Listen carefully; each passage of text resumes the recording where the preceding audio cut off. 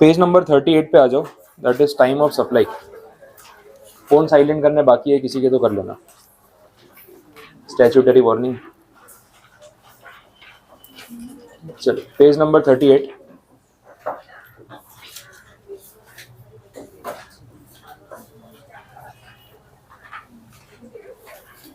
ठीक है, स्टार्ट करें। चलो जीएसटी का टॉपिक अपना कंटिन्यू कर रहे हैं। टाइम ऑफ सप्लाई आज का टॉपिक है। जीएसटी के जितने भी टॉपिक्स अपने पढ़ रहे हैं, one of the important topics माना जाएगा ये, कि time of supply, value of supply, place of supply, ये दो तीन चीज़ें होती हैं जिनको डिसाइड करना, फाइनलाइज करना ज़रूरी है एक प्रॉपर जीएसटी सिस्टम के मैनेजमेंट के लिए। तो जीएसटी की जब अपने बात कर रहे हैं तो आइडियली यहाँ पे क्या हो रहा है कि आप एज अ सप्लायर गुड्स या सर्विसेज प्रोवाइड कर रहे हो किसी भी कस्टमर को या क्लाइंट को, और जिसके सामने आप उससे कुछ जीएसटी का अमाउंट कलेक्ट कर रहे हो, वो जीएसटी का अमाउंट फिर आप जाके गवर्नमेंट को सबमिट कर रहे हो। ये बेसिक बातें हमने देखी। तो यहाँ पे गवर्नमेंट के माइंड में और असेसी के माइंड में, दोनों के माइंड में क्लैरिटी होनी चाहिए कि कौन से पॉइंट पे वो ट्रांजैक्शन पूरा हो गया, what is the time of supply, कि किस डेट पे, किस ड्यूरेशन पे हम ये बोल सकते हैं कि दिस ट्रांजैक्शन इज कंप्लीट, और अब गवर्नमेंट या डिपार्टमेंट के पास ये पावर है कि वो आपसे जीएसटी कलेक्ट कर सके, मतलब सेलर को बोल सके कि आप जीएसटी सबमिट करो जो आपने कलेक्ट किया है। तो इसके लिए ना डेट और टाइम या ड्यूरेशन ये सब डिसाइड करना जरूरी है। दूसरा पार्ट ये है कि जीएसटी कितना अमाउंट कलेक्ट करे, उसके लिए गुड्स या सर्विसेज की करेक्ट वैल्यूएशन जरूरी है। तो उसको अपने बोलते हैं वैल्यू ऑफ सप्लाई। तो करेक्ट वैल्यूएशन होगा तभी जाके सही जीएसटी का कलेक्शन गवर्नमेंट कर पाएगी, क्योंकि हमने बात की थी कि जीएसटी जो है वो एक एड वैलोरम ड्यूटी है। एड वैलोरम का मतलब on the basis of value. तो भाई गुड्स की जितनी वैल्यू होगी, इनवॉइस जितने अमाउंट का बनेगा, परसेंटेज में आपको जीएसटी देना होता है। तो वैल्यू ऑफ सप्लाई को भी डिटरमाइन करना बहुत ज्यादा नेसेसरी है। और जो तीसरा पॉइंट है इसका, that is the place of supply. वो क्यों नेसेसरी है? बिकॉज हम देख रहे हैं कि जीएसटी का जो सिस्टम है उसमें इंट्रा स्टेट वाला ट्रांजैक्शन अलग है, इंटर स्टेट वाला ट्रांजैक्शन अलग है। तो अगर ट्रांजैक्शन इंट्रा स्टेट है तो कौन से स्टेट के विद इन आ रहा है, उस स्टेट गवर्नमेंट को भी आधा जीएसटी जाएगा, बाकी का सेंट्रल को। और अगर इंटर स्टेट ट्रांजैक्शन है तो आईजीएसटी के फॉर्म में सेंट्रल गवर्नमेंट के पास जीएसटी जाने वाला है। तो ये जो सारी चीजें हैं, इसके लिए ये भी क्लैरिफाई करना बहुत जरूरी है कि अगर ये ट्रांजैक्शन हो रहा है तो उसका, उसके उस सप्लाई का प्लेस क्या है, लोकेशन क्या है जहाँ पे वो सप्लाई फुलफिल किया गया। वो गुजरात है, महाराष्ट्र है, राजस्थान है, सूरत टू मुंबई, या गुजरात टू महाराष्ट्र, गुजरात टू राजस्थान, किस टाइप का ट्रांजैक्शन है वो। तो वो लोकेशन क्लियर करना बहुत जरूरी है। इससे ये समझ में आएगा कि हमें कौन से नाम से कितना जीएसटी कलेक्ट करना है और कौन सी डिपार्टमेंट को या कौन से गवर्नमेंट को पे करना है। आया समझ में? तो ये 3 पिलर्स हैं सप्लाई के, that is time of supply, value of supply and place of supply. तो उसमें से फर्स्ट पार्ट अभी अपने स्टार्ट कर रहे हैं, which is called time of supply. यहाँ पे टोटल 3 सेक्शन आपको पढ़ने, 12, 13 एंड 14। जो सेक्शन नंबर 12 आप पढ़ रहे हो, that is for time of supply of goods. Section 12 में, पूरे सेक्शन में सिर्फ गुड्स की बात होगी, सर्विसेज की बात नहीं होगी। तो ये स्टार्टिंग से आप भी अपने माइंड में क्लियर रखना, उसको मिक्सअप मत करना। जब हम सेक्शन 13 पे जाएंगे तो सेक्शन 13 जो है प्योरली सर्विसेज की बात करेगा, उसमें गुड्स का कोई रोल नहीं। और 14 सेक्शन एक डिफरेंट सिचुएशन है, वो जब वहां तक पहुंचेंगे तो मैं आपको समझाऊंगा कि एग्जैक्टली वहां पे क्या हो रहा है। तो पहले 12 से शुरू करते हैं, देखते हैं उसमें क्या क्या बोला हुआ है। बेसिक तो आपको आइडिया आई गया। तो टाइम ऑफ सप्लाई की जो हम बात कर रहे हैं गुड्स के रिगार्डिंग, उसमें पहला जो सबसेक्शन है वो कुछ खास बोल नहीं रहा है। वो सिंपली यही बता रहा है कि भी जो लायबिलिटी है जो एक असेसी पे अराइज होती है, वो टाइम ऑफ सप्लाई के बेस पे अराइज होती है। जैसे मैं सप्लायर और सर्विस हूँ तो मैं आपसे जीएसटी कलेक्ट कर रहा हूँ, या सपोज मैं आपको गुड्स बेच रहा हूँ तो मैं आपसे जीएसटी कलेक्ट कर रहा हूँ। तो वो हमारे बीच में जो ट्रांजेक्शन हुआ है जिसमें मैंने आपसे पेमेंट प्लस जीएसटी कलेक्ट किया, तो वो जीएसटी अब गवर्नमेंट मुझसे कब मांग सकती है राइटफुली, कभी ये पैसा हमें सबमिट करवा दो, वो चीज जो है वो टाइमिंग हम यहाँ पे डिसाइड कर रहे हैं। ठीक है, तो सबसेक्शन 1 उसी बारे में बात कर रहा है जो हमने अभी डिस्कस किया। डायरेक्टली अपने चलते हैं सबसेक्शन 2 के ऊपर, जो मेन सेक्शन है जिसके अंदर डिटेल में कुछ बातें हो रही है। अब हेडिंग आप देख लो, time of supply of goods under normal charge. Normal charge मतलब जहाँ पे सेलर बायर से जीएसटी कलेक्ट कर रहा है और जाके डिपार्टमेंट को पे कर रहा है, तो उसको अपने क्या बोल रहे हैं, दैट इज नॉर्मल चार्ज। इसके ऑपोजिट दूसरा ऑप्शन क्या है, रिवर्स चार्ज। तो वो आगे के सबसेक्शन में उस पर भी बात होगी। ठीक है, तो नॉर्मल चार्ज वाली सिचुएशन में टाइम ऑफ सप्लाई कैसे डिसाइड होगा, इसके बारे में सबसेक्शन 2 आपको क्लैरिटी दे रहा है। अब इसमें नॉर्मली कोई भी एक ट्रांजैक्शन अगर होता है तो उसमें एक्टिविटीज क्या क्या होती है वो आप समझो। उन एक्टिविटीज का हम यहाँ पे यूज करेंगे। देखो, अगर आपके और मेरे बीच में कोई भी गुड्स या सर्विसेज एक्सचेंज हो रही है तो 3 एक्टिविटीज तो इसमें मेजर है। पहली एक्टिविटी तो है सप्लाई, जो मैं एक्चुअली मैं आपको गुड सप्लाई कर रहा हूँ, that is one of the activity. दूसरा, इस सप्लाई के अगेंस्ट मैं आपको एक इनवॉइस इशू करके दे रहा हूँ जिसमें मैं बता रहा हूँ कि मैं आपसे कितना अमाउंट चार्ज कर रहा हूँ, कौन सी कैटेगरी के गुड्स हैं, जीएसटी में उसका वो HSN कोड क्या है, रेट ऑफ जीएसटी कितना है, बिल के अंदर सब कुछ लिखा होगा। और तीसरा जो पार्ट है उसको हम बोलेंगे पेमेंट। ये 3 एक्टिविटीज जब कंप्लीट होती है तो एक ट्रांजैक्शन पूरा होता है। आई ये बात समझ में, ठीक है। तो इन्हीं के बेस पे कहीं ना कहीं हम ये डिटरमाइन करेंगे कि भाई जीएसटी का टाइम ऑफ सप्लाई क्या होगा। चलो ध्यान देना अब यहाँ पे। अब जब इस बात का कंपैरिजन हो रहा है तो इन्होंने जनरली बोला कि भाई time of supply of goods क्या होगा। तो इन दो चीजों को कंपेयर किया जा रहा है, इनवॉइस वर्सेस पेमेंट, और दोनों में से बोला है उन्होंने विच एवर इज अर्लियर। एकदम बेसिक बता रहा हूँ, धीरे धीरे करके समझ में आएगा स्टेप वाइज। बेसिक उन्होंने ये बोला है कि जो टाइम ऑफ सप्लाई है उसके लिए आपको डेट ऑफ इनवॉइस देखना है, डेट ऑफ पेमेंट देखना है, और दोनों में से क्या डिसाइड होगा, विच एवर इज अर्लियर। तो जिस दिन मैंने आपको इनवॉइस इशू किया उसकी डेट, जिस दिन आपने मुझे पैसे पे किए पेमेंट की डेट, इन दोनों में से जो भी अर्लियर डेट होगी उस डेट को अपने क्या बोलेंगे कि that is the time of supply of goods. वो जो भी डेट आएगी उस पर डिपेंड करेगा कि मुझे गवर्नमेंट को जीएसटी कौन सी डेट पे देना है। देखो जीएसटी का जो पेमेंट है सिंपल टर्म्स में बात करें तो वो मंथली बेसिस पे होता है, एकदम सिंपल। तो अगर इनवॉइस और पेमेंट में से जो भी अर्लियर डेट है वो सपोज डेट आती है 25 जुलाई, ठीक है, तो उस सिचुएशन में ये डेट डिसाइड हो गई टाइम ऑफ सप्लाई। अब मुझे ये जो जीएसटी मैंने आपसे कलेक्ट किया वो गवर्नमेंट को कब सबमिट करना पड़ेगा, जब मैं अगस्त मंथ में रिटर्न फाइल करूंगा, क्योंकि जुलाई का रिटर्न कब फाइल होगा, अगस्त में, अगस्त का रिटर्न कब फाइल होगा, सितंबर में, नेक्स्ट मंथ होता है। तो ये डेट अगर फिक्स हो गई गवर्नमेंट के रूल्स के हिसाब से कि this is the time of supply, तो इम्प्लाइड है कि अगस्त मंथ में जब मैं रिटर्न फाइल करूंगा तो इस अमाउंट पे जो भी मैंने जीएसटी कलेक्ट किया होगा आपसे वो मुझे जाकर डिपार्टमेंट को सबमिट करना होगा। तो इससे क्लैरिटी आएगी ना कि भाई कब किसको कितना जीएसटी चुकाना है, गवर्नमेंट के रेवेन्यू स्टेबल रहेंगे, उनको भी आइडिया रहेगा, अच्छा मुझे भी क्लियर रहेगा कि मुझे जीएसटी कब जाके पे करना है, कोई कंफ्यूजन वाली बात नहीं है, और मैं इसको डिले नहीं कर पाऊंगा। अगस्त फिक्स कर दिया मतलब अगस्त में देना ही पड़ेगा, आया समझ में। तो इसलिए हम ये चीज डिसाइड कर रहे हैं। तो इन जनरल आप ऐसे ध्यान रखो, invoice versus payment whichever is earlier, ऐसा बोला है। लेकिन ये इतनी सी कंडीशन नहीं है, इसके अंदर और भी बातें हैं जो अभी हमें क्लियर आउट करनी है। अब एक एक करके हम उन पॉइंट्स पे आगे बढ़ेंगे, ठीक है। यहाँ तक आपको कुछ क्वेरी, कुछ नहीं समझ आया, क्लियर हो रहा है किस पॉइंट पे बात हो रही, आगे देखते हैं। सब कुछ अंदर लिखा हुआ ही है, ऐसी कोई टेंशन नहीं। देखो जो मैंने आपको बोला ये दो चीजें कंपेयर हो रही है, इनवॉइस वर्सेस पेमेंट, इसमें से हम बात कर रहे हैं विच एवर इज अर्लियर, ये मैंने आपको बोला। लेकिन इसके अंदर ना हिडन कंडीशंस है, यहाँ पे भी कुछ कंडीशन है और यहाँ पे भी कंडीशन रहेगी। उन कंडीशंस पे एक एक करके अपने बात करते हैं। अगर मैं आपको गुड्स सप्लाई कर रहा हूँ तो गुड्स में मैं यहाँ पे कैटेगराइज कर रहा हूँ जैसे उन्होंने किया हुआ है। उन्होंने बोला goods which involve movement of goods, और अदरवाइज उसका opposite does not involve movement of goods. ऐसे करके दो पार्ट्स में इसको डिवाइड किया। सिंपल चीज़ है, इतनी कॉम्प्लिकेटेड नहीं है।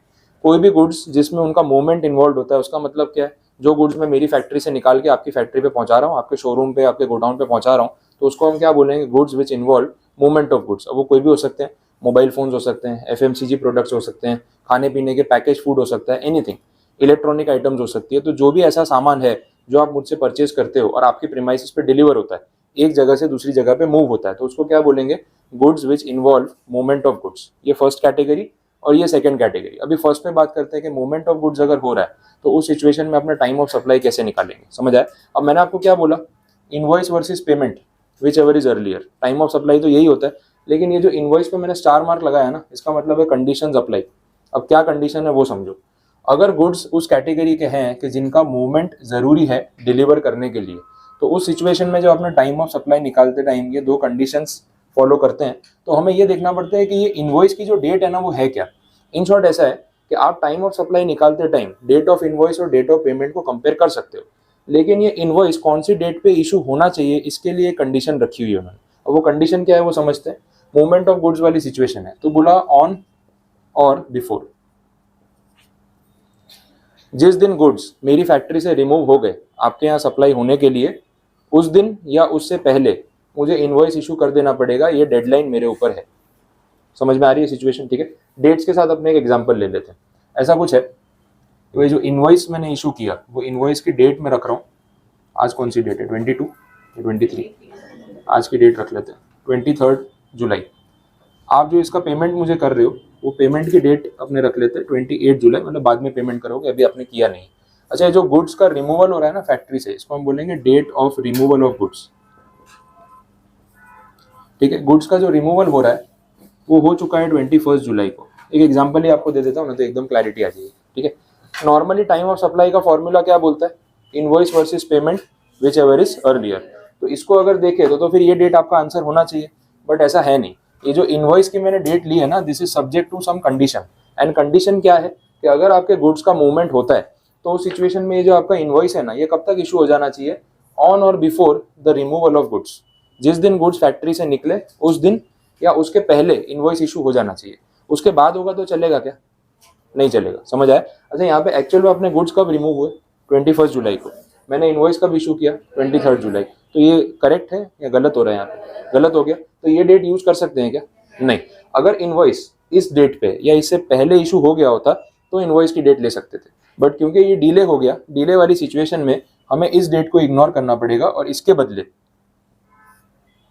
ये वाली डेट यूज करनी पड़ेगी। मैं इन शॉर्ट ऐसा बोल रहा हूँ, इनवॉइस को इशू करने की ये ड्यू डेट होती है, उससे डिले करोगे तो इनवॉइस की डेट आप यूज नहीं कर पाओगे to determine the time of supply. और वो ड्यू डेट है क्या? ऑन और before the removal of goods. तो अगर इसके बाद आप इनवॉइस इशू करते हो तो वो इनवॉइस की डेट आप एक्सेप्ट नहीं कर सकते, यूज नहीं हो सकती। तो अब इस पूरी सिचुएशन में अपने कौन सी दो डेट को कंपेयर करेंगे? इनवॉइस और पेमेंट या रिमूवल और पेमेंट?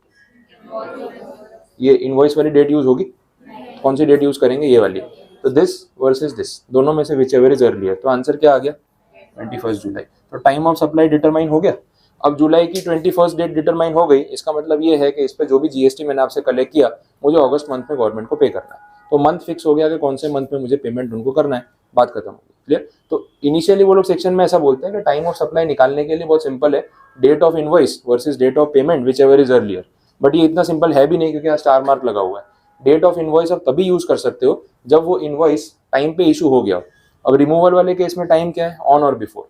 जिस दिन गुड्स फैक्ट्री से रिमूव हुए या उसके पहले आप कभी भी इनवॉइस इशू कर दो तो कोई ऑब्जेक्शन वाली बात नहीं। अब इसमें मैं डेट चेंज कर देता हूँ, इनवॉइस की डेट हम कर देते हैं 18 जुलाई। अब बोलो, कुछ फर्क पड़ेगा? देखो, इनवॉइस की डेट और पेमेंट की डेट कंपेयर करनी है, लेकिन कंपेयर करते टाइम ध्यान रखना है कि इनवॉइस टाइम पे इशू हुआ है कि नहीं हुआ है। वो ध्यान रखने के लिए इससे कंपेयर करना पड़ेगा। गुड्स रिमूव हुए 21 जुलाई को, उससे पहले इनवॉइस इशू हो गया था, मतलब टाइम पे इशू हुआ, कोई डिले नहीं है। तो आप इनवॉइस की डेट अज्यूम कर लो, कोई प्रॉब्लम नहीं आएगी। ये दोनों को आप कंपेयर कर लो, इन दोनों में से विच एवर इज अर्लियर।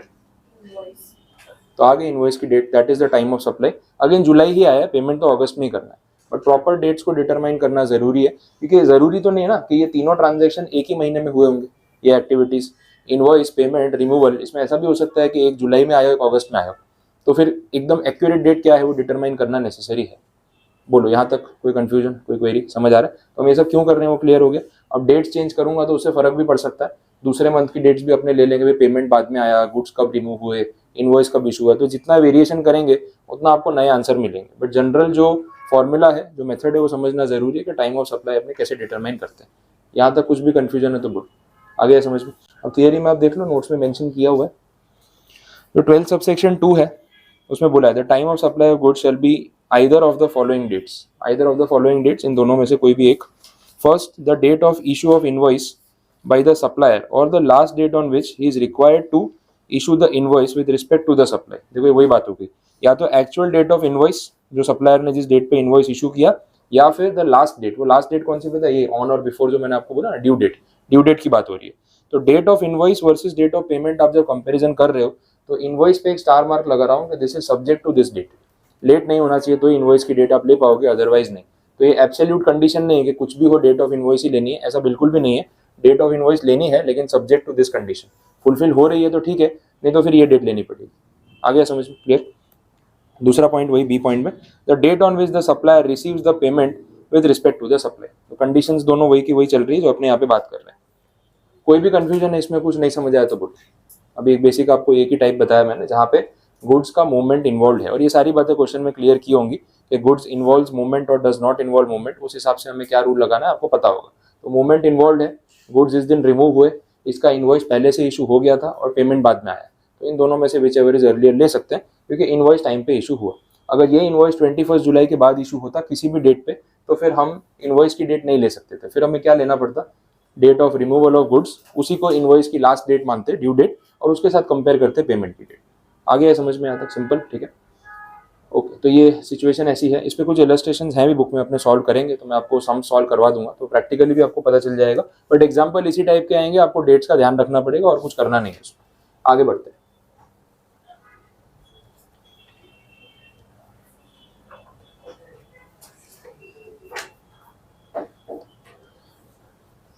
तो आप उसमें देखना, नीचे एक प्रोविजो दे रखा है एक हावेवर करके एक पॉइंट दिया हुआ है, वो पूरा पैराग्राफ मैंने कट किया हुआ है, ठीक है। तो वो अमेंडमेंट का इफेक्ट है और बड़ा इंपॉर्टेंट वो पॉइंट है। उसका जो नोटिफिकेशन है नीचे वो उसका सॉल्यूशन है। एक प्रॉब्लम आ रही थी प्रैक्टिकली, हम स्टार्टिंग में बात कर रहे थे ना जीएसटी में, वे गवर्नमेंट ने जब जीएसटी इम्पोज किया तो उन्होंने बोला कि आप हमें एक बार जीएसटी इंप्लीमेंट करने दो। इंप्लीमेंट करने के बाद कुछ प्रॉब्लम्स आएंगी, हमें पता है, क्योंकि इतनी बड़ी population, variety of traders, manufacturer, service providers, सबके लिए एक सिंगल कानून सबको खुश नहीं रख सकता है, किसी ना किसी को तो प्रॉब्लम होगी। बट जो भी आपकी जेन्युइन कंसर्न है आप हम तक पहुंचाओ, हम उसका सॉल्यूशन निकालने की बेस्ट ट्राई करेंगे। उतना आप फेथ रखना, हम कोशिश पूरी करेंगे कि आपके लिए एक बेस्ट सिस्टम जो है वो इम्प्लीमेंट करे। ऐसे छोटे छोटे चेंजेस गवर्नमेंट ने बहुत बार एक्ट में किए और ये शो किया कि उनका इंटेंट था कि हम इस चीज़ को इम्प्रूव करेंगे। तो इम्प्रोवाइजेशन में कोई उन्होंने ऐसा रिस्ट्रिक्शन नहीं रखा। अब ये भी एक ऐसी सिचुएशन थी जो सप्लाई के रिलेटेड हम बात कर रहे हैं। अब देखो ये प्रॉब्लम आ क्यों रही है, एक तो बात हो रही है स्पेसिफिक यहाँ पे गुड्स की।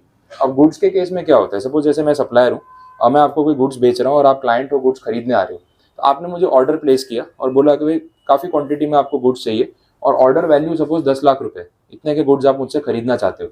तो आपने ऑर्डर प्लेस कर दिया, मैंने बोला ठीक है 15 दिन में गुड्स रेडी हो जाएंगे, उस दिन आके ले जाना और पेमेंट दे देना। गुड्स के केस में ऐसा होता है, एडवांस मांगता हूँ मैं या नहीं मांगूंगा?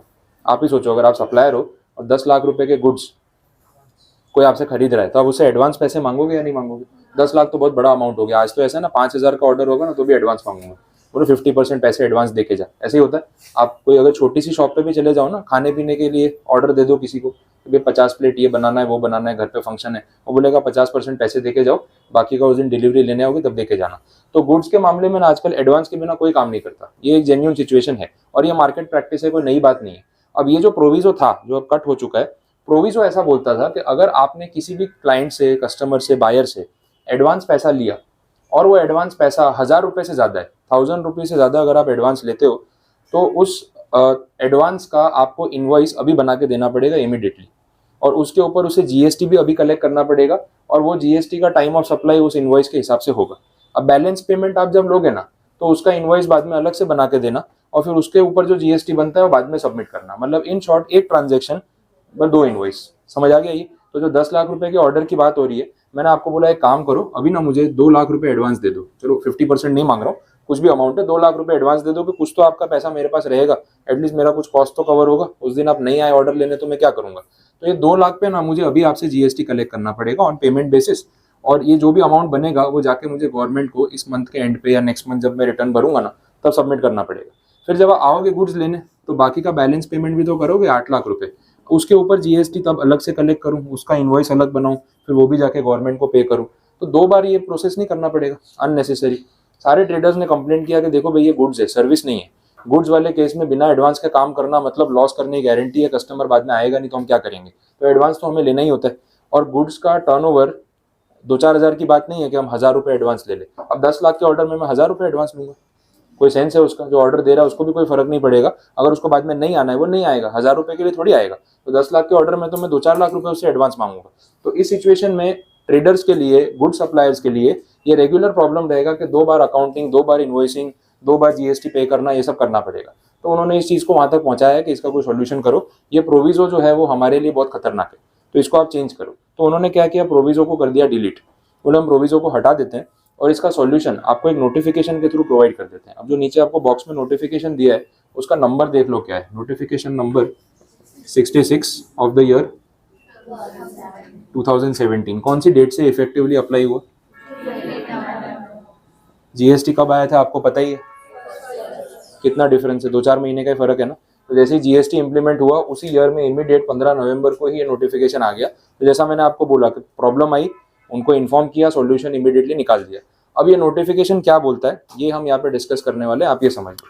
इसमें इन्होंने ऐसा बोला कि अगर एडवांस मनी आपने रिसीव किया इन केस ऑफ गुड्स, और वो कितना भी हो, फिर 1,000 रुपये हो या 1,000 से ज़्यादा हो, 2 लाख हो, 5 लाख हो, कोई फर्क नहीं पड़ता, उस केस में जो टाइम ऑफ सप्लाई निकाला जाएगा वो time of supply invoice base पे होगा और रिसीट बेस पे नहीं होगा। मतलब जब मैंने आपसे एडवांस रिसीव किया ना उस बेस पे मुझे ये करने की अब ज़रूरत नहीं है, जब पूरा इनवॉइस बनेगा फाइनली उस बेस पे ही आप जीएसटी सबमिट करवा देना तो चलेगा।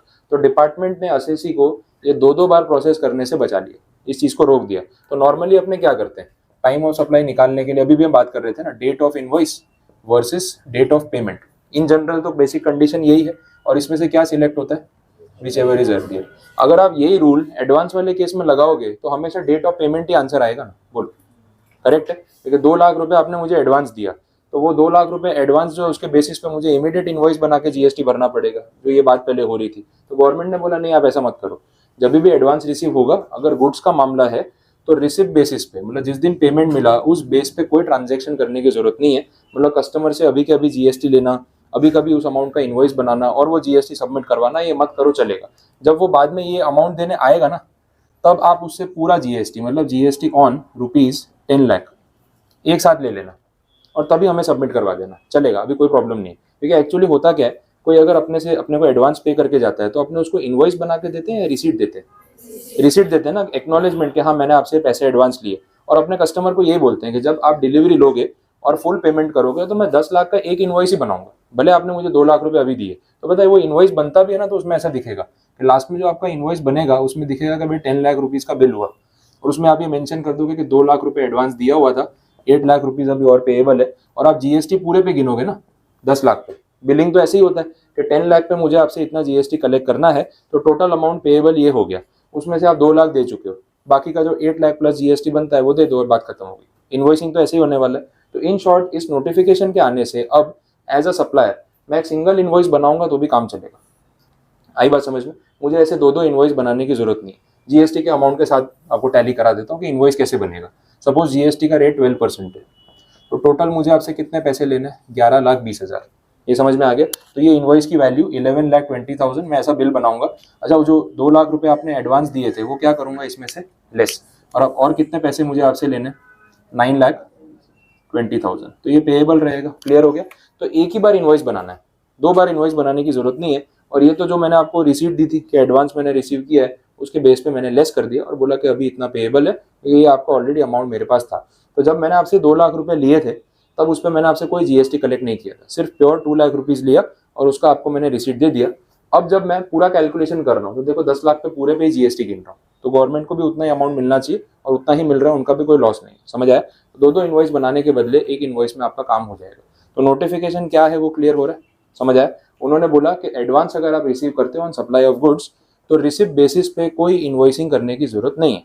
जब आप उसका डेट ऑफ इन्वॉइस या फुल इन्वॉइस बाद में बनाओगे तो उस इन्वॉइस बेसिस पे आप जीएसटी सबमिट करवा देना। बट इसमें एक हिडन पॉइंट और है, ठीक है, थोड़ा ट्विस्ट आता रहता है बीच बीच में।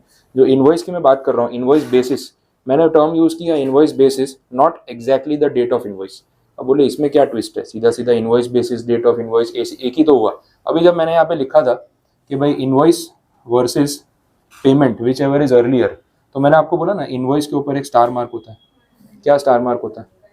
कंडीशन कि इन्वॉइस इशू करने की एक ड्यू डेट होती है, तो वो ड्यू डेट का ध्यान हमें अभी भी रखना है। आया समझ में? तो अगर मैं आपको बोल रहा हूँ इन्वॉइस बेसिस, तो दैट मीन्स कि जो भी डेट ऑफ इन्वॉइस एक्चुअली में होगी, मान लेते हैं ना 25 जुलाई जैसे अपने रख रहे थे, तो उसके साथ साथ वो डेट ऑफ रिमूवल देखनी पड़ेगी या नहीं?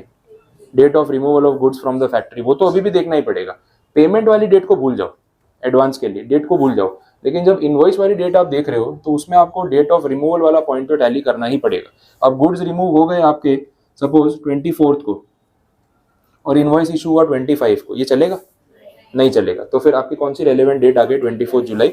सो this will be the time of supply.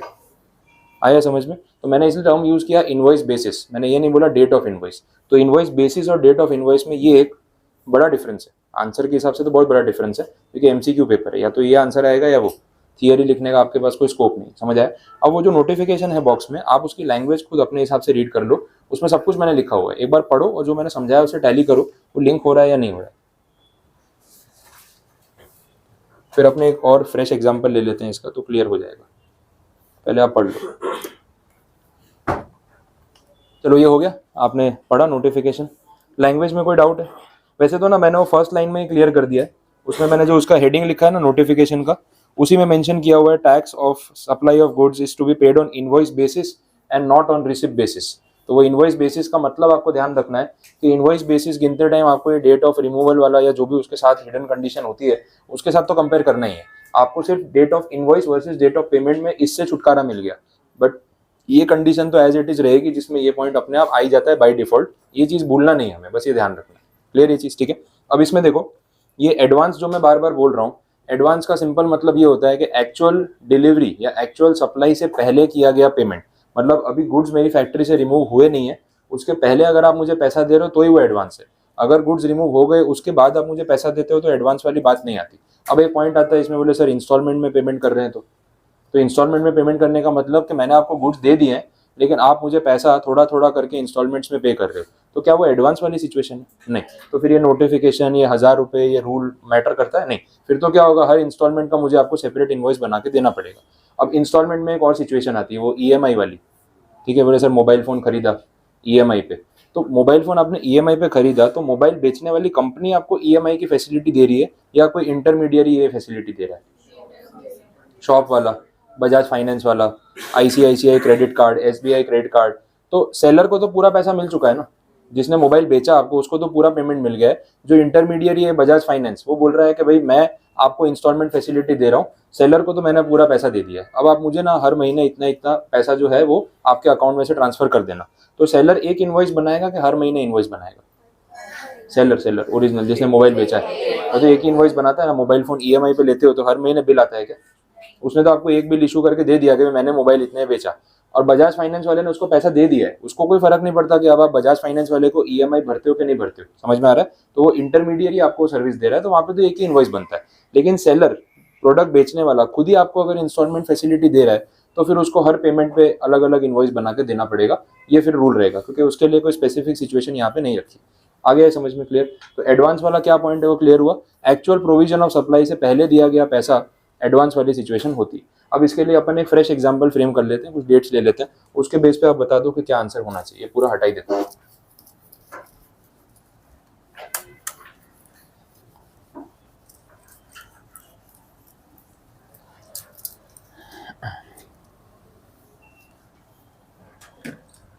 ठीक है, कुछ एडवांस की बात कर लेते हैं। अमाउंट एडवांस आप जो पे कर रहे हो, let that amount be 50,000 rupees. 50,000 advance pay कर रहे हो और इसकी जो डेट है वही 25 जुलाई से अपनी स्टोरी स्टार्ट करते हैं। This is the date of payment of advance. जो टोटल अमाउंट पेएबल है वो है 3 लाख रुपीज़। ये टोटल अमाउंट है और प्लस इस पे जीएसटी आप पे करोगे एट 12%। तो टोटल कितना हो जाएगा? 3,36,000, जिसमें से अभी आप 50,000 रुपये मुझे दे चुके हो। ये आपको बाकी का बैलेंस पेमेंट जो भी है वो तब करना है जब गुड्स की आप डिलीवरी लेने आओगे। अब इस सिचुएशन में जो गुड्स का डेट ऑफ रिमूवल है, लेट इट बी 5 अगस्त। इस दिन एक्चुअली में गुड्स मैंने फैक्ट्री से रिमूव किए और आपने पैसा इसके पहले दिया, इसलिए ये एडवांस माना जाएगा। ये एकदम क्लियर। अब इसका जो इनवॉइस है वो इनवॉइस मैंने ऑलरेडी आपको इशू कर दिया था जस्ट उसके 2 दिन पहले, 3 अगस्त को ये डेट पे इनवॉइस इशू हो गया। अब जो बाकी का बैलेंस पेमेंट है वो आप मुझे इसके बाद करोगे। तो सपोज आपने पेमेंट किया 10 अगस्त 2022, जो भी रिमेनिंग अमाउंट रहेगा, मतलब 3,36,000 में से 50,000 अपने हटा देते हैं, ये बचेगा 286। तो इतना पेमेंट आपने मुझे इस डेट पे किया। ये पूरी सिचुएशन है। अब इस सिचुएशन में हमें टाइम ऑफ सप्लाई निकालना हो तो कैसे कैलकुलेट करेंगे ये आपको देखना है। तो एक बार आप देख लो, पूरा डेटा आपके पास है, क्या करना चाहिए इसमें। ये जो 50,000 एडवांस है, क्या इसके लिए इस डेट पे कोई इनवॉइस बनाने की जरूरत है? नहीं। ये तो क्लियर हो गया, क्योंकि गुड्स है, एडवांस मनी है, कितना भी अमाउंट हो, नोटिफिकेशन की वजह से हम बच गए। रिसिप्ट बेसिस पे कोई इनवॉइसिंग करने की जरूरत नहीं है। तो यहाँ पे ना मुझे आपसे इस 50,000 पे कोई जीएसटी चार्ज करने की जरूरत नहीं है। आपने 50,000 एडवांस दिया, मैंने उसकी रिसीट दे दी, बात खत्म हो गई। अब क्या होगा, ये सारा ट्रांजेक्शन हो रहा है। अब इस सिचुएशन में हम पेमेंट की डेट तो ये वाली तो देख ही नहीं रहे, हम कौन सी डेट देखेंगे? आगे की जो डेट होगी इनवॉइस की और रिमूवल की, वो सारी डेट्स देखेंगे। तो फॉर दिस 50,000, ये 50,000 रुपये की अगर मैं बात कर रहा हूँ तो यहाँ पे जो डेट ऑफ पेमेंट है वो मैटर नहीं करती। क्लियर? अब जब आगे इनवॉइस बनेगा, गुड्स रिमूव होंगे, वो सारी चीज़ें मैटर करेंगी। आगे की डेट्स आपके सामने है। इनवॉइस की डेट क्या है? 3 अगस्त। रिमूवल की डेट क्या है? 5 अगस्त। तो इनवॉइस टाइम पे इशू हुआ या लेट हो गया? टाइम पे इशू हुआ। ठीक है। अच्छा, अब ये तो चलो आपने डिसाइड कर लिया कि इनवॉइस की डेट हम कंसीडर कर सकते हैं। बाकी अब बैलेंस पेमेंट की बात करें। अब एक चीज़ और क्लियर रखना, ये एक ट्रांजेक्शन है, ये दूसरा ट्रांजेक्शन। समझ आए? इसके लिए जो हमने टाइम ऑफ सप्लाई डिसाइड करने की बात की, तो हमने फिक्स कर लिया कि पेमेंट की डेट देखने की जरूरत नहीं है। जब इनवॉइस बनेगा ना, उस बेसिस पे टाइम ऑफ सप्लाई डिसाइड करेंगे। लेकिन इस पेमेंट के लिए क्या करें? 2,86,000 के लिए तो यहाँ पे भी पेमेंट की डेट इग्नोर करें या कंसीडर करनी पड़ेगी? यहाँ कंसीडर करनी पड़ेगी। तो 50,000 की स्टोरी तो आपको क्लियर है। अब मैं इस अमाउंट की बात कर रहा हूँ, तो इस अमाउंट के लिए तो आप ये डेट भी देखोगे ना, डेट ऑफ पेमेंट और डेट ऑफ इनवॉइस, इन दोनों में से कौन सा सिलेक्ट होगा, विच एवर इज अर्लियर। समझ आया? और इस 50,000 के लिए डेट कौन सी सिलेक्ट होगी, डेट ऑफ इनवॉइस। समझ आ गया? तो यहाँ पे ना दो टाइम ऑफ सप्लाई डिसाइड हो रहे हैं, 1 और 2 कर देता हूँ ऐसे समझने के लिए। जब मैं 50,000 रुपीज़ की बात कर रहा हूँ, तो इसका टाइम ऑफ सप्लाई डिसाइड करते टाइम हम पेमेंट की डेट को टोटली इग्नोर करेंगे। हम क्या देखेंगे, सिर्फ इनवॉइस बेसिस। सिर्फ इनवॉइस बेसिस मतलब यही दो देखेंगे, दोनों में से विच एवर इज अर्लियर। तो कौन सी डेट सिलेक्ट हुई आपकी, 3 अगस्त 22। और यही जब इस पेमेंट की बात करेंगे तो ये एडवांस है क्या, ये तो रेगुलर पेमेंट है ना सप्लाई के बाद। तो इसको कैलकुलेट करते टाइम अपना जो नॉर्मल रूल था ना, date of invoice versus date of payment, और इसमें स्टार मार्क, वही वाला रूल लगाएंगे। तो इनवॉइस और रिमूवल दोनों में से विच एवर इज अर्लियर मतलब ये, इसको कंपेयर करेंगे विद पेमेंट, दोनों में से again which ever is earlier मतलब ये। तो टाइम ऑफ सप्लाई जो आया अगेन वो कितना आ गया, 3 अगस्त, लेकिन कौन से अमाउंट के लिए, 2,86,000 के लिए। आया समझ में? तो दो पार्ट में पेमेंट हुआ है, तो दोनों का टाइम ऑफ सप्लाई हम डिफरेंट गिनेंगे। डेट कोइंसिडेंटली सेम आ सकती है, उसमें कोई प्रॉब्लम नहीं है, लेकिन कैलकुलेशन हमको सेपरेटली यहाँ पे करना है। अब पूरी सिचुएशन क्लियर हुई, क्या हो रहा है यहाँ पे, कोई अभी भी कंफ्यूजन, नोटिफिकेशन का इफेक्ट समझ आ गया? तो इसके लिए देखो, दोनों का टाइम ऑफ सप्लाई सेम आ गया ना, तो आप इसी डेट के हिसाब से पेमेंट कर दो। इनवॉइस तो आपने सिंगल ही बनाया होगा ना, 2 इनवॉइस बनाने हैं ना 2 बार पेमेंट करने जाना है। जब ये टाइम ऑफ सप्लाई आया है, तो इस अमाउंट का जो जीएसटी है जो आपने यहाँ कलेक्ट किया ना 36,000, वो आप गवर्नमेंट को कौन से मंथ में पे करने जाओगे, सितंबर, क्योंकि 3 अगस्त इस टाइम ऑफ सप्लाई, इसका रिटर्न तो सितंबर में फाइल होगा। तो 36,000 आपको गवर्नमेंट को तब जाके सबमिट करने हैं, एक ही बार, 2 बार ट्रांजेक्शन करने की जरूरत नहीं, ना ही 2 बार इनवॉइस बनाना है। सिचुएशन क्लियर हो गई? ठीक है, नहीं तो इसके बदले आपको 2 बार इनवॉइस बनाना पड़ता। और देखो ये डेट जुलाई की है ना, तो 50,000 पे 12% कलेक्ट करके अगस्त में पे करते, बाकी 286 या जो भी अमाउंट होता वो आप बाकी का जाके बाद में फिर उनको सितंबर में पे करते, दोनों के 2 ट्रांजेक्शन हो जाते। तो क्या मतलब है हर ट्रांजेक्शन में 2 बार इफेक्ट देने का, 2 बार जीएसटी भरने जाने का। तो ये आपके लिए काम सिंपल कर दिया, डन। कोई कंफ्यूजन इसमें, कुछ भी नहीं समझ आया?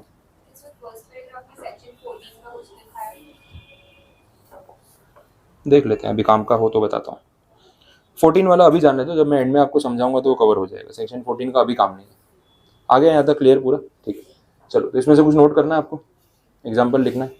ऐसे तो आगे समझ आने ही वाले, अगर नहीं भी लिखोगे तो कोई फर्क नहीं पड़ेगा। चलिए,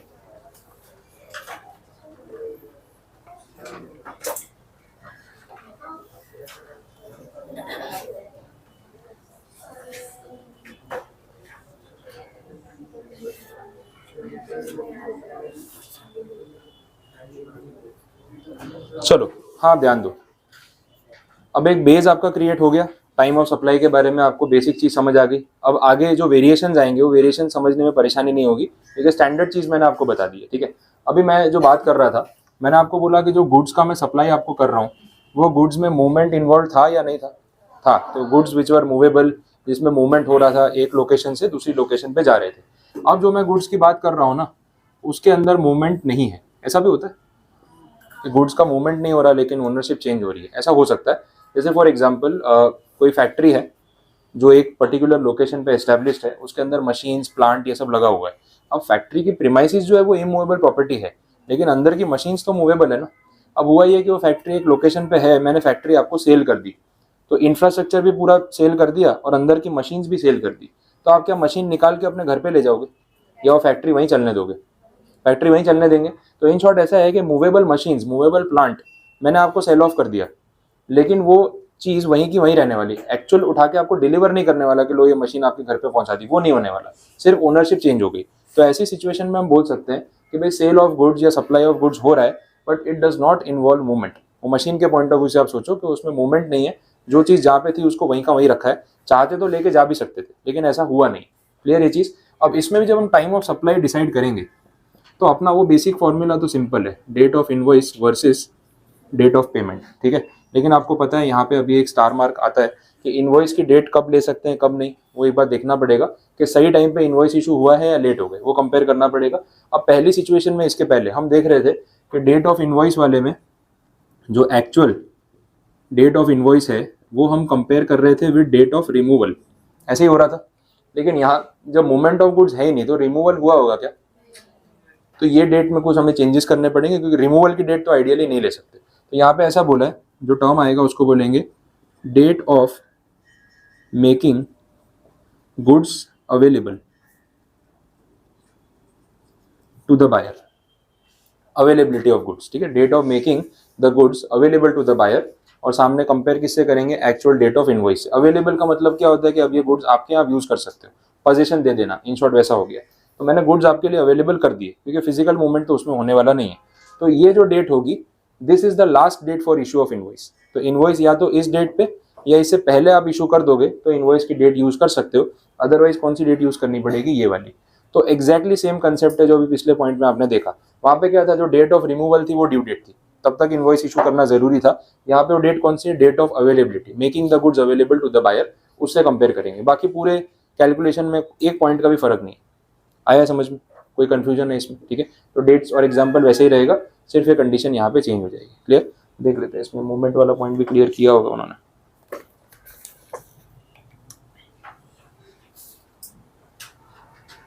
देखो नेक्स्ट पेज पे देखना, 39 पे, 39 पे ऊपर आपको एक नोट दिखेगा। वो नोट में ना इनवॉइस इशू करने की बात हो रही है, और उसमें जो 1 और 2 पॉइंट है वो अपन ने अभी देखा वही है। फर्स्ट पॉइंट में डेट ऑफ रिमूवल वाला कंसेप्ट है जिसमें मूवमेंट ऑफ गुड्स हो रहा है, और जो सेकंड पॉइंट है ना उसमें बोला है डिलीवरी ऑफ गुड्स और making available thereof to the recipient. तो ये वो पॉइंट है जो मैंने अभी आपको बताया कि जहाँ गुड्स का मूवमेंट एक्चुअली नहीं हो रहा है तो अपने डेट ऑफ अवेलेबिलिटी यूज कर रहे हैं ऐसा।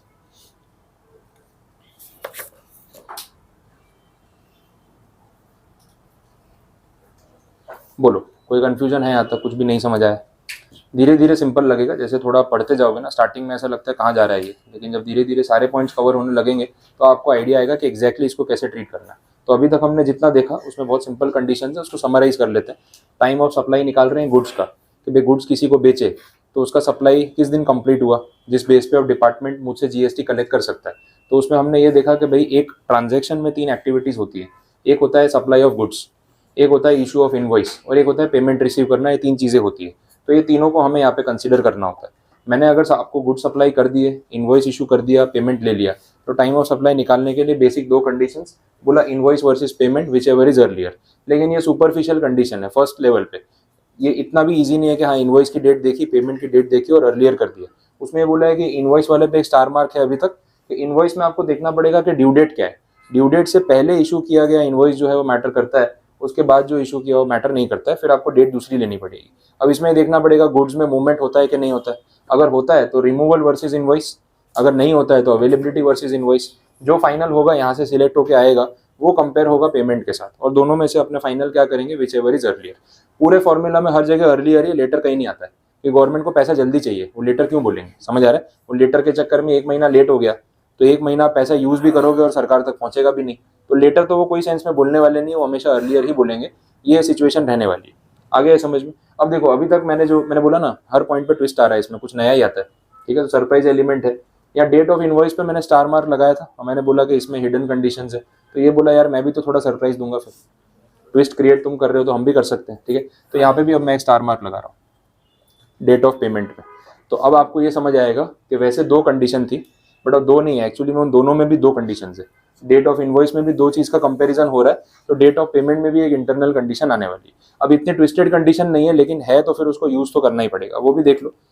वापस अपने बायर सेलर के पॉइंट ऑफ व्यू से ही बात कर रहे हैं। डेट ऑफ पेमेंट मतलब क्या, एक्चुअल कौन सी डेट को अपने डेट ऑफ पेमेंट मानेंगे, वो यहाँ पे क्लियर आउट करना जरूरी है। इसमें 2 अगेन क्राइटेरिया उन्होंने रखे। अब जैसे अपने सेलर और बायर वाला एग्जांपल ले रहे थे कि मैं आपको गुड सेल कर रहा हूँ, आप उसका पेमेंट कर रहे हो, तो पेमेंट लोग यूजुअली कैसे करते हैं, चेक से पे करते होंगे, क्योंकि कैश पेमेंट बिजनेस में कम होता है, उसमें फिर एक्सपेंसेस अलाउ नहीं होते। तो वो ये रहता है कि लोग ऑनलाइन पेमेंट कर रहे हैं या फिर चेक से पेमेंट कर रहे हैं। मैं ऑनलाइन का नहीं, मैं चेक का एग्जांपल ले रहा हूँ, तो उसके बेस पे आपको समझ आएगा। अब आपने मुझे चेक भेज दिया, बोले सर ये चेक है आपका पेमेंट, उस पर आपने डेट भी आज की लिख दी या जो भी सिचुएशन है। अब चेक वाले केस में ऐसा तो है नहीं कि इंस्टेंट पैसा मेरे अकाउंट में ट्रांसफर हो जाएगा, ऐसा होता है नहीं। अब क्या होगा, चेक मैं बैंक में भरने जाऊंगा, बैंक में भरूंगा तो क्लियरिंग में टाइम लगता है। कितना टाइम लगता है यूजुअली क्लियरिंग में, चेक भरते हैं तो चेक पास होने में कितना टाइम लगता है, 2 दिन लगते हैं ना।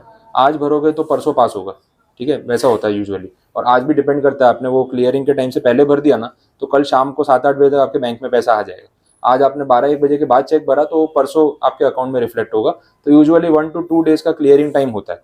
तो आज आपने मुझे चेक दिया, वो चेक मैं बैंक में भरने जाऊंगा, फिर वो क्लियर होगा, फिर मेरे बैंक अकाउंट में पैसा रिफ्लेक्ट होगा।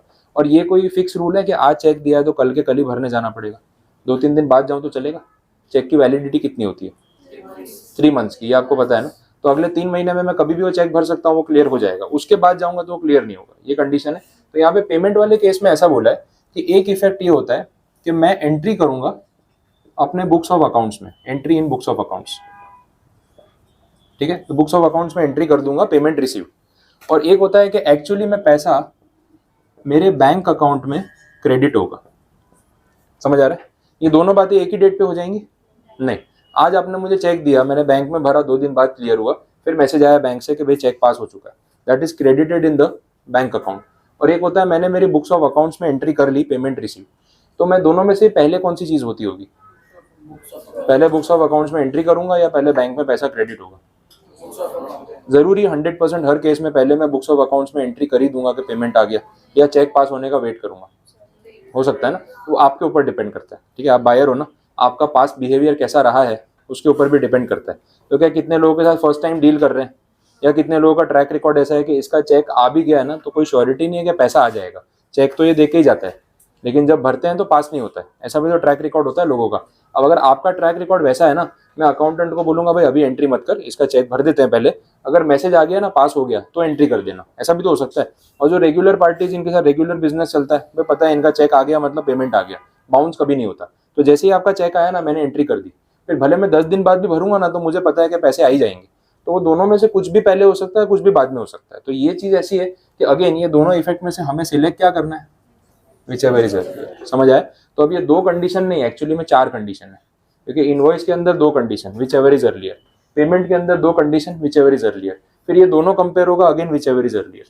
समझ आए? तो करना तो पूरे चैप्टर में विच एवर इज अर्लियर ही, उससे ऊपर कुछ नहीं। लेकिन कौन सी डेट लेनी है कौन सी नहीं लेनी वो पता होना चाहिए। और ये लोग क्या करते हैं ना, एमसीक्यू में ना 1-2 डेट आपको ऐसी देते हैं जो काम की नहीं होती, कंफ्यूजिंग वाली, तो बोले ये तो है ही नहीं फॉर्मूला में, आप याद करके गए, बोले सेक्शन 12 का कोई भी सम आए विच एवर इज अर्लियर। वो जो गलत डेट दे रखी है ना, बोगस डेट जिसका कोई यूज नहीं है, वही होती है सबसे अर्लियर वाली, आंसर ही रॉन्ग आ जाएगा आपका। तो ऐसे शॉर्टकट मत लगा लेना कि सर बोल रहे हैं समझा रहे हैं, ठीक है अपने लिए फिक्स है which ever is earlier, answer वही आना है, ऐसा मत करना। क्योंकि इन डेट्स के अलावा कोई और 5वीं डेट दे दी आपको, कुछ भी XYZ लिख के, और आप वो सबसे पहले वाली डेट हुई तो आप आंसर वो लगा के आ जाओगे, रॉन्ग हो जाएगा। तो कंसेप्ट तो आपको पता रखना ही है, लेकिन अल्टीमेट आइडिया जो है विच एवर इज अर्लियर पे चल रहा है वो ठीक है। आगे समझ में क्लियर? अब देखो थोड़ी क्लैरिटी आई होगी, क्लाइमैक्स में समझ में आता है पिक्चर में चल क्या रहा है। ये उस टाइप का प्रोविजन है। स्टार्टिंग में लग रहा होगा पता नहीं क्या बोल रहे हैं, समझ ही नहीं आ रहा, कौन सा टाइम ऑफ सप्लाई, कौन सा इनवॉइस, सब बाउंसर जा रहा है। बट अब पूरी स्टोरी क्लियर हुई होगी कि एग्जैक्टली कैसे काम हो रहा है। ठीक है, आया समझ में? कोई कंफ्यूजन किसी को, कोई डाउट यहाँ तक क्लियर? तो सब सेक्शन 2 में आपके जो पॉइंट्स थे वो सारे मैंने कवर करा लिए। और ये जो मैंने अभी आपको लास्ट में बताया ना, ये देखना पेज नंबर 38 पे नीचे एक्सप्लेनेशन नंबर 2 में लिखा है। एक्सप्लेनेशन नंबर 2 आप पढ़ लो, ये वही पॉइंट है, क्लियर हो जाएगा।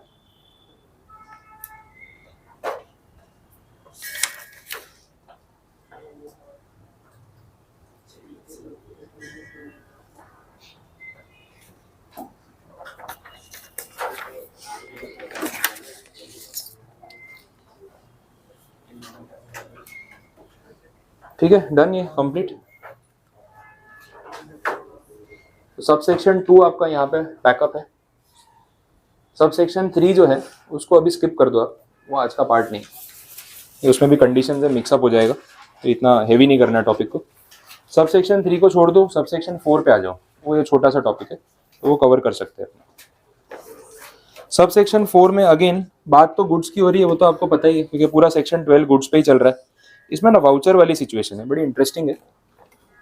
वाउचर क्या होते हैं आपने सुना है? गिफ्ट वाउचर वाला सिस्टम, ये बड़ा अच्छा सिस्टम है ना। मॉडर्न सिस्टम में हर चीज़ खराब भी नहीं है, कुछ अच्छी भी है। पुराने टाइम पे कैसा होता था, वो गिफ्ट किसी को अपने दे रहे हैं ना, शादियों में ना, तो घर में फंक्शन होता है, तो अगर आपके घर में ऐसा कोई फंक्शन पास्ट में या रिसेंटली हुआ होगा तो आपने खुद एक्सपीरियंस किया होगा। क्योंकि शादी के टाइम पे क्या होता है, एक तो सब लोगों को इन्वाइट करो, 100 तरीके का मैनेजमेंट करो, इतनी चीज़ें अरेंज करो। अच्छा, उसके बाद जो आउट ऑफ सिटी से भी गेस्ट आ रहे हैं, उनका रहना, खाना पीना, घूमना, शॉपिंग करना, उसका भी सारा हेडेक अपना होता है, क्योंकि उनको घुमाना फिराना भी, एंटरटेन भी करना, तो पूरा हेडेक अपना ही है, ये सारा मैनेजमेंट करना है। अच्छा, फिर क्या होता है, एक तो शादी में बुला भी रहे ना, फिर वो जाते जाते भी खाली हाथ नहीं भेज सकते, रिटर्न गिफ्ट भी देना पड़ेगा। वो होता है रिटर्न गिफ्ट वाला काम, सबसे खराब चीज़ है, क्योंकि उसमें ऐसा है आप खर्चा भी करोगे, गिफ्ट भी दोगे, और आपकी पीठ पीछे 4 बातें भी होंगी, और वो बातें उस इंटेंशन से होंगी कि आप तक पहुंचे। ऐसा भी होता है, ऐसा नहीं कि भाई अंदर बंदर बात कर रहे हैं, जिसने गिफ्ट दिया है ना उसको उस तक वो बात पहुंचानी भी है, और उसको ना गिल्टी भी फील कराना है कि क्यों मैंने गिफ्ट दे दिया। कितनी बार ऐसा हो जाता है, और खास कर ना अगर आप लेडीज़ को गिफ्ट दे रहे हो तो ये होने के चांस पूरे हैं। ये लेडीज़ को गिफ्ट दे रहे हैं तो क्या होता है, वो साड़ी गिफ्ट कर रहे हैं या फिर ड्रेस मटेरियल है, ऐसा कुछ दे रहे हैं, ठीक है। अब उसमें ना वो कलर को लेके झगड़ा हो जाता है। अगर आप गिफ्ट दे रहे हो लेडीज़ को गारमेंट्स या ऐसा कुछ भी, साड़ी या ड्रेस मटेरियल, सबको एक ही कलर दो, वेरिएशन कभी मत करना। और उसमें भी होता है वो पिंक में भी जो 10 शेड होते हैं उसमें से भी एक ही शेड देना, उसमें वेरिएशन मत करना है तो परेशान हो जाओगे। फिर है ना अंदर अंदर बातें हो रही, किसी को रेड साड़ी दे दी, किसी को पिंक वाली दे दी। अब पता नहीं क्या किस्मत होती है, जिसको पिंक दी उसको रेड पसंद आ रही है, जिसको रेड दिया उसको पिंक पसंद आ रही है। फिर अंदर अंदर बातें कर रहे हैं, फिर चेक भी करते हैं ना किसको कौन सी गिफ्ट मिली है। बोला इसको रेड वाली दे दी, मुझे पिंक वाली दी, ऐसा कोई करता है क्या? बोला उसमें गलत क्या कर दिया, जो अवेलेबल थी वो लेके आ गए, नहीं पसंद आ रही आपस में एक्सचेंज कर लो, झगड़ा क्यों कर रहे हो? ऐसा फिर वो क्या करते हैं ना, वो खुसुर पीछे वो पंचायती शुरू हो जाती है। और जिसने गिफ्ट दिया है ना उस तक वो बात पहुंचाते हैं लिटरली कि भाई इसको बोलेंगे ना तो बात वहां तक जाएगी। बोले नहीं, वो बोल रहे थे उनको पिंक कलर की साड़ी दे दी, अच्छी नहीं लगी, या रेड वाली देनी चाहिए थी। फिर अपने को सामने से जाना पड़ता है, बोले आपको और दूसरा कोई कलर चाहिए तो देख लो, है चेंज करके दे देते हैं। अब खराब भी नहीं लगना चाहिए, अपने ऐसे झगड़ा तो कर नहीं सकते। फिर उनको मना के समझा के दूसरा पीस मंगवा के चेंज, और वो चेंज करने आ भी जाते हैं। बोले हाँ ये वाला छोड़ दो, ये वाला दे दो। बोला शादी में आए हो दुकान में आए हो ये कलर दिखाओ वो कलर दिखाओ, ऐसा होता है। अब ये चीजें ना जेंट्स में नहीं होती। वो सूट पीस शर्ट पीस होता है, वही तो कलर है, ब्लू ब्लैक और ग्रे आपने जो दिया उसके अलावा बाकी के 2 हैं घर पे, वही पहन रहे हैं इतने साल से, तो जो भी दे दिया कोई फर्क नहीं पड़ रहा। बोले ब्लैक दे दिया तो वो ठीक है, ब्लू दे दिया वो ठीक है, वो उसको सिलवा के अगली बार पहनेंगे भी, कोई फर्क नहीं पड़ता। लेकिन लेडीज में ना ये कलर को लेके, ड्रेस को लेके झगड़ा होना प्रोबेबल है, वो होने ही वाला है। आया समझ में? अब ये जो चीजें हैं, ये प्रॉब्लम का एक मॉडर्न सोल्यूशन क्या है, आप गिफ्ट एक्चुअल में वो गुड्स ला के दो ही मत, गिफ्ट वाउचर दे दो। होता है शॉपर स्टॉप और ये सब जो ब्रांडेड स्टोर्स है, ये लोग क्या करते हैं, वाउचर इशू करते हैं। आपको अगर कपड़े, एसेसरीज, कोई भी ऐसी पर्सनल चीज किसी को गिफ्ट करनी है जो चॉइस का मैटर है, तो आप सामने वाले को गिफ्ट ला के मत दो। इससे बेटर है कि उसको उतने रुपए का वाउचर दे दो जो आपका बजट है गिफ्ट का। तो आप वहां पे गए शॉपर स्टॉप में, उसको बोला कि भाई वाउचर इशू करके दे दो भाई, 1000 रुपए का, 2000 रुपए का, वो आपको एक गिफ्ट वाउचर बना के दे देते हैं। आप सामने वाले को वही गिफ्ट कर दो। अब उसको बोलो भाई 2000 का वाउचर आपको दे दिया, आप शॉपर स्टॉप में जाओ, उसमें आपको जो मिलता है वहां से आप इस बजट में खरीद लो। तो हमारा जो गिफ्ट देने का वो ऑब्जेक्टिव था वो भी पूरा हो गया, और आपको अपनी चॉइस की चीज मिल जाएगी, जो आपको प्रेफरेबल है वो आप बाई कर लो। तो इसमें ना वो कंफ्यूजन होने का चांस जो है, किसी को बुरा लगने का चांस जो है, थोड़ा कट डाउन हो जाता है। ये वाउचर वाली सिचुएशन है। अब इसी की बात यहाँ पे कर रहे हैं कि जो वाउचर मैंने खरीदा आपको गिफ्ट करने के लिए, वो वाउचर भी तो एक तरीके का सप्लाई है जिससे आप आगे जाके कुछ गुड्स खरीदने वाले हो। तो इस पे शॉपर स्टॉप वाला जो है वो जीएसटी कब और कैसे कलेक्ट करेगा, उसके लिए रूल यहाँ पे बना दिया। क्योंकि यहाँ 2 पार्ट्स में ट्रांजेक्शन होगा। पहले मैं उससे जाके वाउचर खरीदूंगा, फिर आप उस वाउचर से जाके रिडीम कराओगे और उससे गुड्स खरीदोगे, यही होने वाला है। तो वो जीएसटी अभी मुझसे वाउचर पे कलेक्ट करे या जब आप बिल बनवाने आओगे तब आपके बिल के ऊपर कलेक्ट करे, वो यहाँ पे क्लैरिफाई करना है। तो इसमें 2 पॉसिबिलिटीज है।